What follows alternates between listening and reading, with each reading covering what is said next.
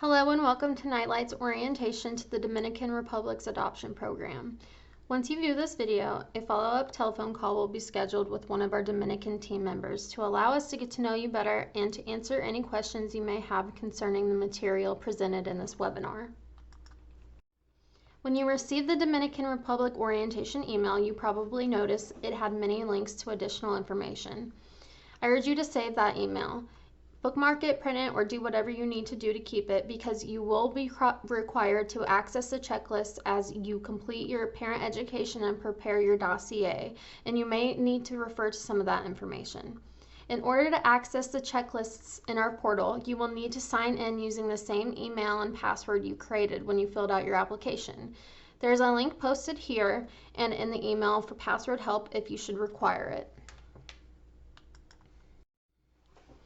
We will be discussing several items to help get you started on your adoption journey, and hopefully by the end of the talk, you will have a better grasp on all that is required and an idea of where you need to start. I promise you will feel quite overwhelmed, but there are ways to break the process into parts so that your adoption journey seems more manageable. Today we will go over Hague orientation topics, talk about choosing a home study provider, touch on parent education, discuss filing the I-800A with United States Citizenship and Immigration Services, which is USCIS, and explain the service plan and dossier instructions for the Dominican. I will begin by introducing myself and telling you a little bit about our agency. My name is Samantha and I've worked in the field of adoption for a little over 3 years. I currently am the program coordinator of the Indiana Office for Families Adopting from Dominican Republic, Burkina Faso, and Samoa, and these programs are managed through the Indiana office. Nightlight has been in operation since the 1950s. In addition to many international programs, we also offer domestic adoptions, home study services, foster programs, and have pioneered the Snowflakes embryo adoption program. The best way I've found to go through the documents is to have you open the Dominican Republic orientation email, and then from there open the orientation document checklist that is provided in that email. And then I will go over each document, explaining its purpose and talking about specifics. Please be sure to write down any questions you may have so our Dominican Republic staff can answer them during the follow-up phone call. The first document I want you to open is the Hague orientation topics for the Dominican Republic. It is important that you read this document thoroughly, but I am going to hit some of the highlights. Anyone who is adopting internationally must have an approved home study, apply to receive pre-approval from USCIS, and prepare a set of documents called a dossier, which will be submitted to the Dominican Republic for approval. Your dossier tells the adoption authority in the Dominican about you and your family. Different countries require different documents, so that is why dossier instructions are specific to the Dominican Republic. Most children awaiting adoption in the Dominican are institutionalized. Some of them may be in foster care. However, the Dominican Republic does not have a strong foster care system, and there are different types of fostering situations in which are described in the Hague orientation topic document. Anytime that a child is in less than optimal care, they are at risk for malnourishment, delays in any or all areas of development, unhealthy living conditions, sickness and abuse that may include emotional, physical, and/or sexual abuse. These children all have trauma in their backgrounds from abandonment, inconsistent caregiving, and/or substandard care. That is why parent education is an important aspect of the adoption process to help prepare you and your child's needs for when they come home. Most children in the Dominican are residing in an orphanage. In general, children residing in orphanages in the Dominican are considered to be well cared for and fairly healthy. However, children being cared for in orphanages are typically given less than one-on-one attention and can develop attachment issues. They are more likely to be delayed in development. Families should expect that a child will be approximately 4 months delayed for every year that he or she is in an orphanage setting. The most current laws and adoption processes from the Dominican Republic can be found on Department of State's website. DOS is the acronym for Department of State. Eligibility requirements can also be found on DOS. The eligibility requirements change from time to time and Nightlight remains updated at all times. It is one reason our application form asks so many questions. We want to ensure that you are eligible to adopt from the program you desire. The trend in climate of intercountry adoptions has declined 83% since 2004. The reason for this decline is a result of the shift in political acceptance of intercountry adoption. Most nations navigate two opposing forces, trying to accommodate adoptive parents and the needs of orphans while also satisfying powerful anti-adoption influences. The increasing difficulty in adopting internationally is actually intentional and meant to reduce the number of adoptions. The motive behind the anti-adoption movement is complicated but includes national pride, political retaliation, and a well-meaning but naive desire to prefer indigenous orphanage care solutions. It is important to note that our agency has no control over the rate at which referrals are made by the Dominican Republic adoption officials. While many children with special needs are available, agencies have no control over the children that are eligible for adoption. Your openness to gender, age range, and various medical conditions will affect the time you wait for a match. The more open a family's criteria for their child, the more quickly they will be matched compared to families who request a very young female with minor special needs. Finally, there is currently a travel advisory for Dominican Republic due to COVID-19 and crime. Please read over DOS's website to prepare for the 1 or 2 time visit to pick up your children or child and bring them home. Adoption travel can be expensive depending on when you book the flight. Our team will assist you with this as well as your travel plans regarding lodging, transportation, guides, and translators. Now let's talk about post-adoption reports. The post-adoption requirements are due 6 months after a child arrives, the second report after a year, then 1 report for 5 years. Nightlight also requires a 1-month report to be completed. Adoption obligations should be taken very seriously. Our agency is held personally responsible for the supervision of your placement. Therefore, it is very important that you comply with reporting, as adoption programs are placed in jeopardy when families do not fulfill their obligation. Failure to complete post-adoption reports puts our program at risk and may prohibit future families from adopting orphan children altogether from the Dominican Republic. Please take note that we have very strongly worded language regarding post-adoption obligations in the agreements you have signed for our agency, which allows us to take you to court for non-compliance. While we rarely had to file a court case, we have had to send letters reminding families of their promise. It is important to note that U.S. Department of State enforces post-adoption compliance as well. Failure to comply will also affect any plans you have to adopt in the future. One last thing regarding Hague topics is that fees should never be paid directly to a foreign supervised provider, an adoption central authority, or any other person involved in your adoption case in a foreign country without the written permission from your Nightlight coordinator. Historically, this has not been a problem, but if you are asked to pay any fees in country that are not outlined on your adoption fee schedule, please notify our office immediately. Bribes are strictly prohibited and will be reported to U.S. Department of State.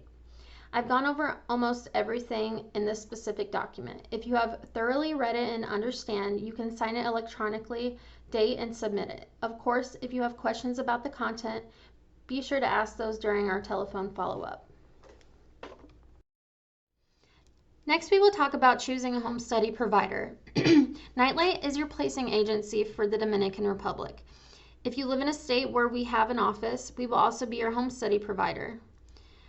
If you live in an area outside our service area, you must choose a home study provider. It is imperative under Nightlight and the Dominican Republic laws that your home study agency is Hague or COA accredited. If you live in a state served by Nightlight, you will soon be contacted by that office to begin the home study process. If you do not, there is more information to help you locate a Hague accredited provider in the orientation email. You can click on the link where a list of Hague accredited home study agencies are listed by state, or you may contact Natalie Zuckman, our home or our social services provider in our Indiana office and have her give you a list of home study providers we have worked with in our past in your state. Her contact information is listed in the orientation email. Finally, once your application has been accepted by the Home Study Provider Agency, please complete and upload the Home Study Provider Information Sheet in the international orientation checklist of your client portal. It is very important that you return this before you begin the home study process. The first reason is because Nightlight must have an exempt provider agreement in place with that agency prior to beginning the home study. And secondly, we want to ensure that the home study provider is Hague accredited. Another important note, if you begin the home study process prior to providing Nightlight with your home study provider information, you may have to choose another provider, which could result in losing any monies that you paid to your previous provider. Once your home study is completed, which can take anywhere from 2 to 4 months or longer, depending on how quickly you and your social worker are able to obtain documentation, you will be ready to file the Form I-800A, Application for Determination of Suitability to Adopt a Child from a Convention Country with USCIS. The link to that form can be found here. However, if you have read the dossier instruction guide, you will know that the Dominican Republic adoption team will mail you the current link to the form with instructions to help you fill it out once you are ready for this step. With that being said, you really don't need to do anything with this document right now, as this is just a link to a form and you will use it later in the process.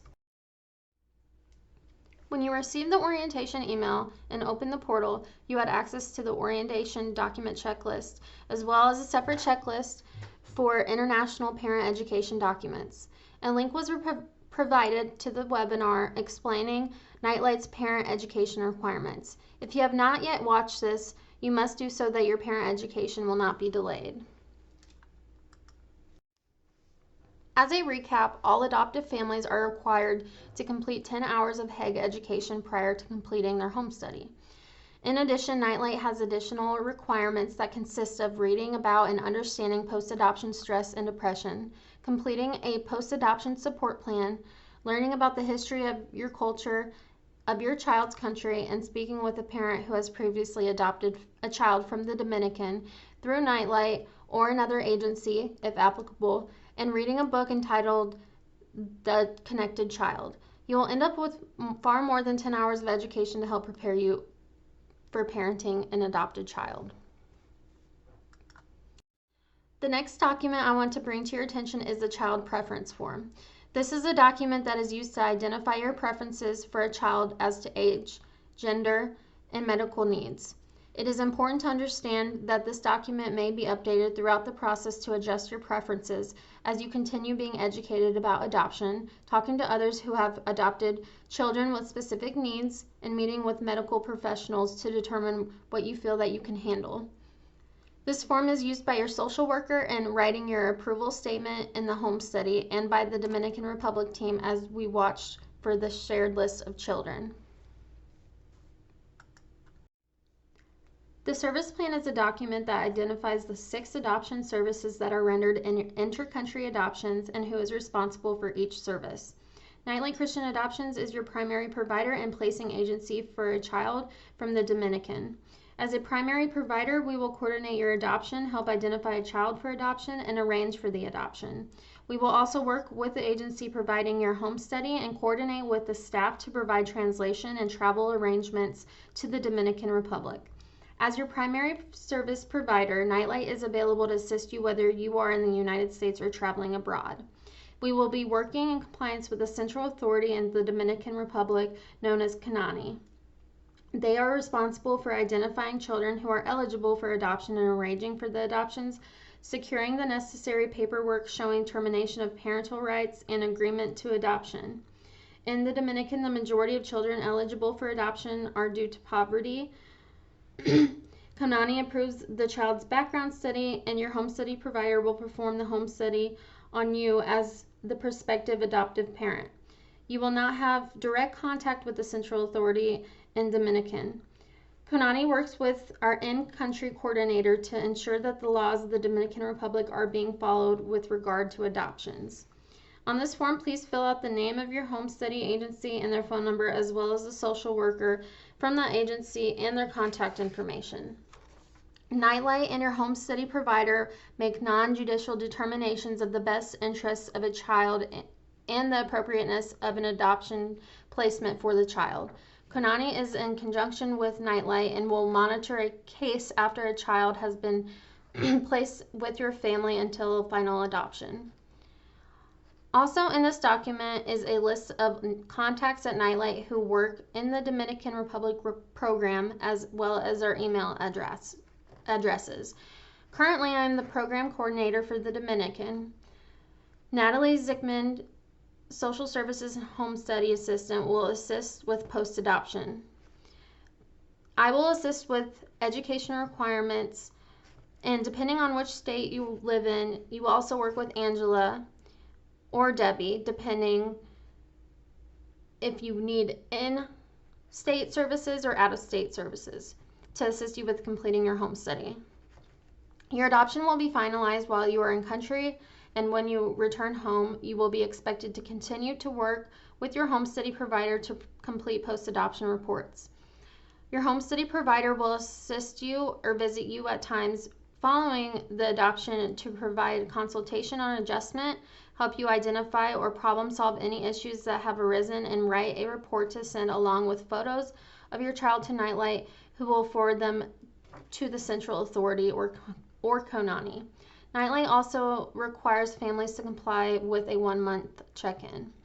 It is important to know, and you will be reminded of this throughout the process, that if you are struggling with your adoption plan or having adjustment issues with the child when you get home, please contact us and let us help you identify resources to rally your family, friends, or church and other professionals to provide support and guidance to you. We have a post-adoption connection center ready and willing to provide resources to our families. Once you can fill in your home study provider information to this document, please sign and date and upload to your client portal. The last thing I'm going to touch on is your dossier instruction booklet.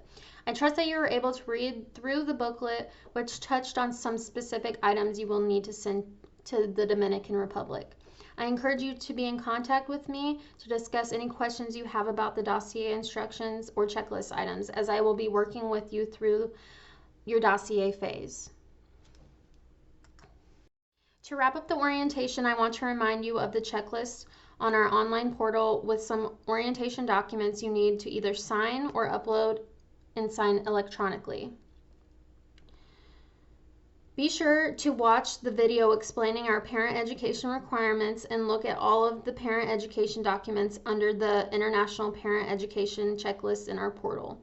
It is also important that you read the entire booklet, which contains more specific information about the dossier.